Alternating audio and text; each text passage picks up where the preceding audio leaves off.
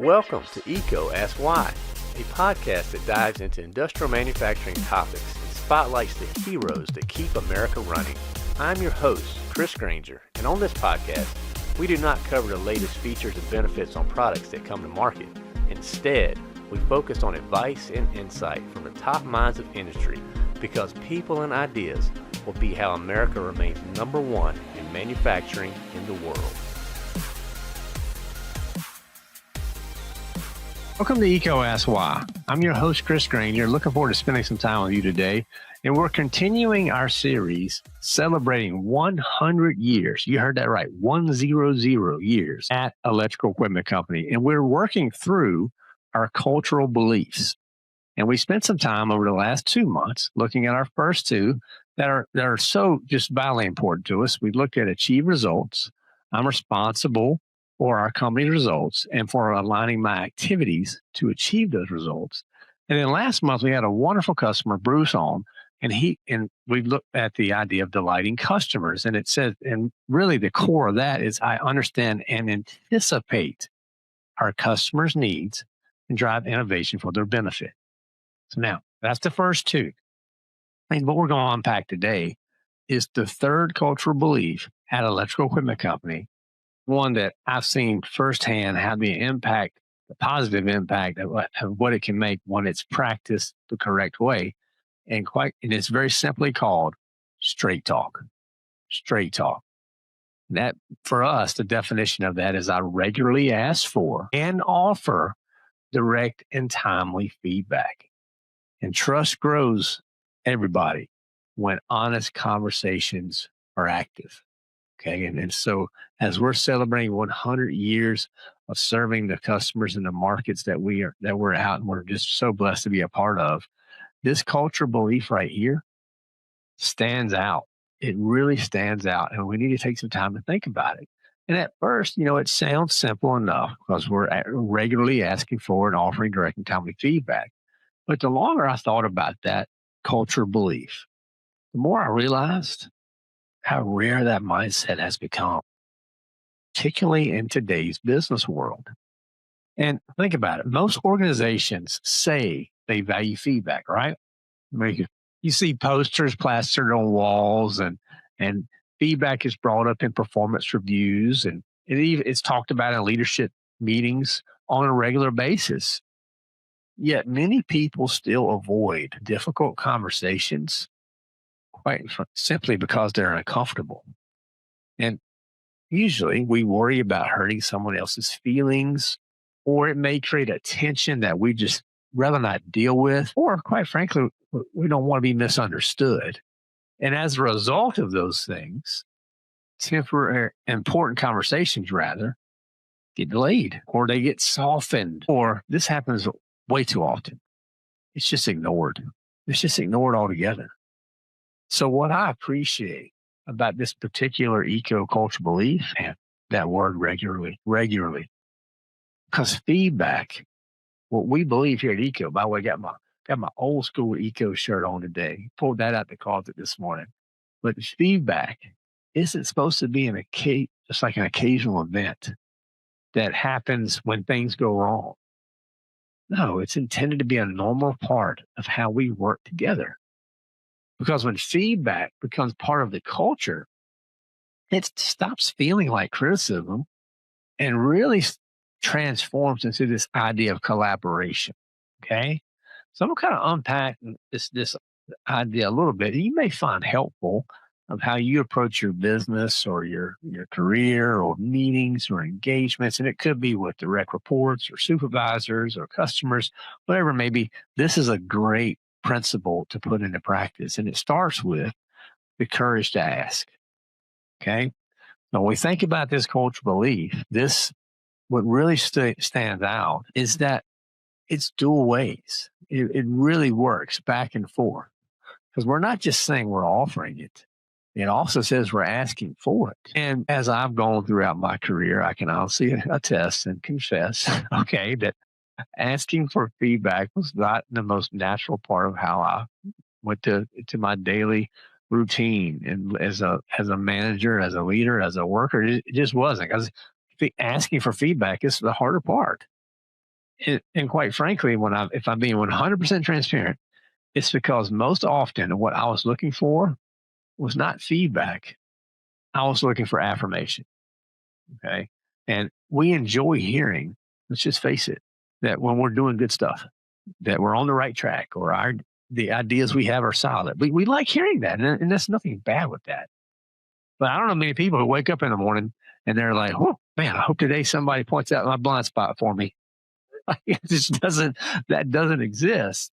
But honestly, if we think about it, growth in our career and in life in general, but let's just focus on the career, typically lives on the other side of those blind spots when someone shows us and we can learn.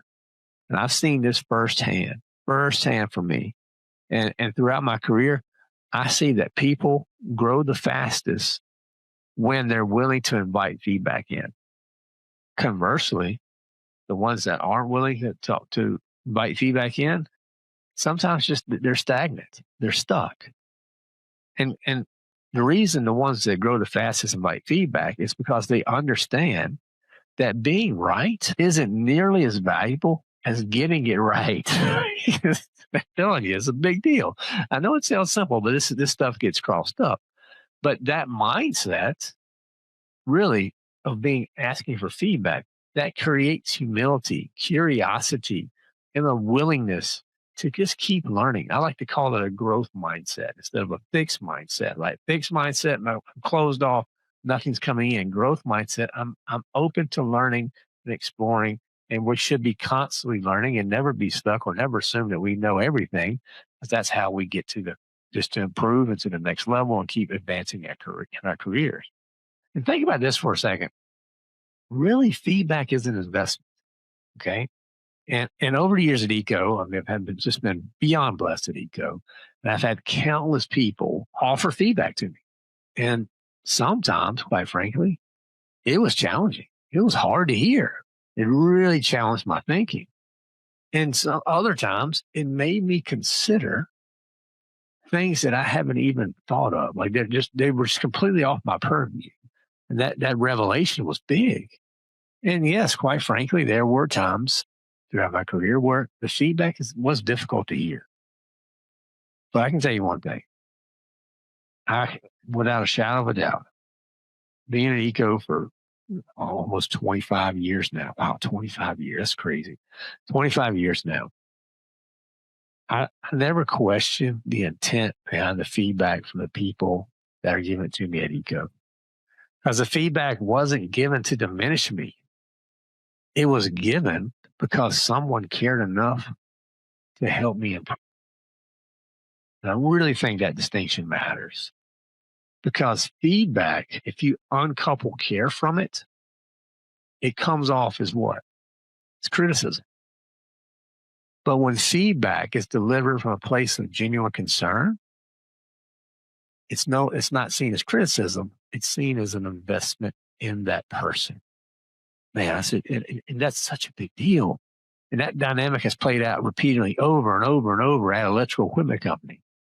And do those conversations always go perfectly? Of course not. We're all human. We simply are. But even when conversations become uncomfortable, the underlying objective remains true: helping each other become better. In a world, let's face it, where many people avoid these difficult conversations altogether, that type of culture is valuable and it's rare. I mean, my mentor, who's been at the company longer than me, I believe over 30 years now, he has a way of giving the feedback I need to hear it, when I need to hear it, and how I need to hear it. Is it always easy conversations? No, but I've never left one of those conversations with him over the years where I didn't improve. And it's just not there. I mean, going back to the very beginning of my career as a co-op engineer, and he recognized that I was uncomfortable selling products that I didn't have an understanding of. And he walked me through a role-playing exercise that I still smile about when I think about it to this day, because that experience He was giving me feedback on a hurdle he could see clearly that I was struggling with, but it was helping me overcome. He was investing in me. And he could have turned a blind eye, but this I'm figuring out on his own, but he didn't. He chose to come to serve. And that's just something about that straight talk is so important when you get it right. And we have a responsibility to tell the truth because the same mindset extends beyond the walls of eco and into the relationships we have with our customers. Just face it, this is real life. So in many cases, the most valuable thing we can offer our customers isn't a product recommendation or a technical solution. Sometimes the most valuable thing we can offer as an electrical distributor is honesty. And over the years, I've seen our teams firsthand work with customers that face difficult operation challenges, or they've had unexpected equipment failures, or maybe they're on their plate. They have production issues that carry significant consequences. And in those moments, customers don't need someone to tell them what they want to hear. They're looking for someone to tell them the truth, right? And just be honest with them. I mean, from the old days when I ran the service division at Eco, I was just I'd rather just deliver on what we say. Don't overpromise. Just deliver on what we say. And even though the answer that we're giving may not be the one that the customer wants to hear, if it's the truth, let's just live there. Let's just live there because then we can work through that together. And I think that sometimes when it comes to feedback, we have to get comfortable to asking questions. And we also have to get used and comfortable to challenging assumptions. And really, with the customers, it could be that we need to have a conversation about a problem we see when it's maybe not the same problem that they first thought or identified. And look, those conversations aren't easy. They require expertise, but they also require courage. Courage to investigate what we're learning. Because let's just face it, it's so tempting. And I remember as an early sales engineer, this was tempting just to nod your head and agree. Nod your head and agree. Just go along with it. I don't want to disrupt anything. I definitely don't want to have a difficult conversation because this could jeopardize an order. But it takes a different level of commitment to respectfully say, I think we may be looking at this the wrong way. And at the same time, that type of courage, when I've exercised that directly with customers, builds a level of trust that you just can't fake. It's authentic. And those conversations are the ones that save time. Quite frankly, they prevent mistakes and they lead to better outcomes. And if you have a better outcome, what are you doing? You're helping that person that you're serving advance and improve. So trust really is built through straight talk. And there's so much to be said about trust these days, but it's creating an environment where people know, and Eco's done such a good job of this, people know they can speak honestly without fear. Okay? And they know, I can attest this firsthand, that feedback's going to be offered with the right intentions and received with an open mind. Right?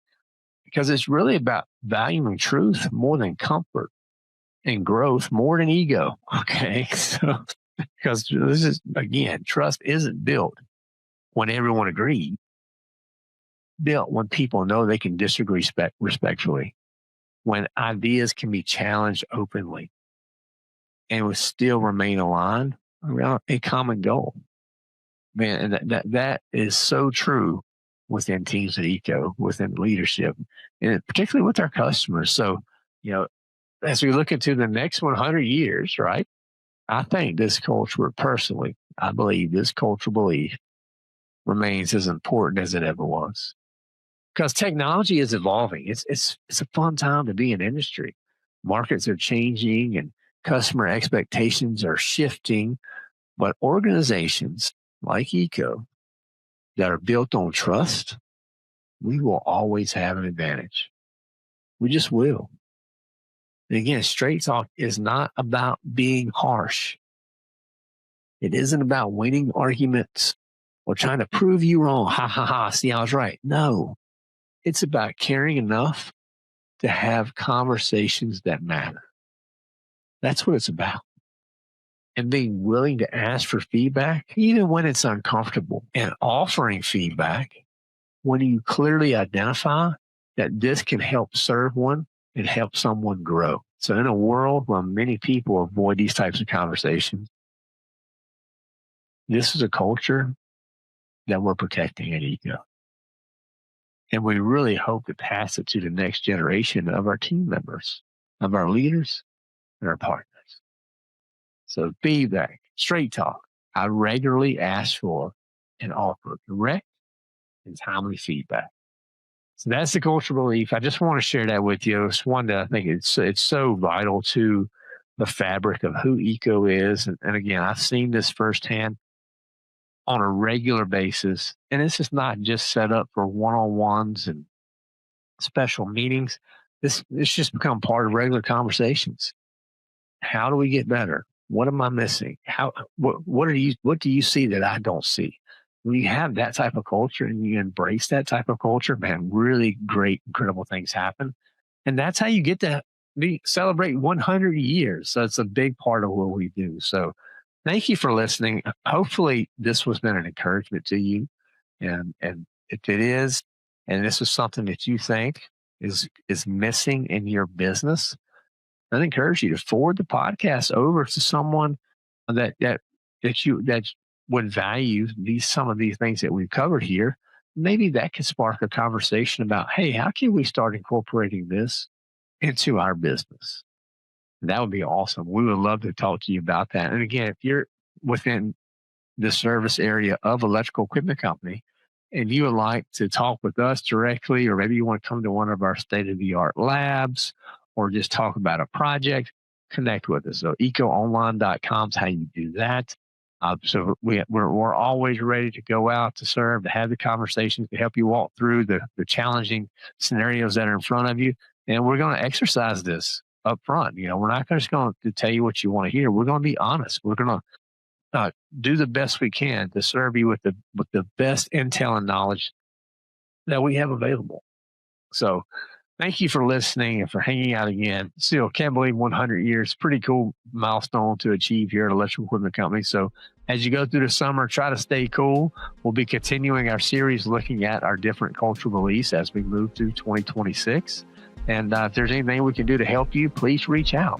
So I hope you have a great day. Thanks for spending time with us. And remember to keep asking why. Thank you for listening to ECO Ask Why. This show is supported ad-free by Electrical Equipment Company. ECO is redefining the expectations of an electrical distributor by placing people and ideas before products. Please subscribe and share with your colleagues and friends. Also, leave comments, feedback, and any new topics that you would like to hear. To learn more or to share your insights, visit ecosky.com. That's EECOASKSWHY.com.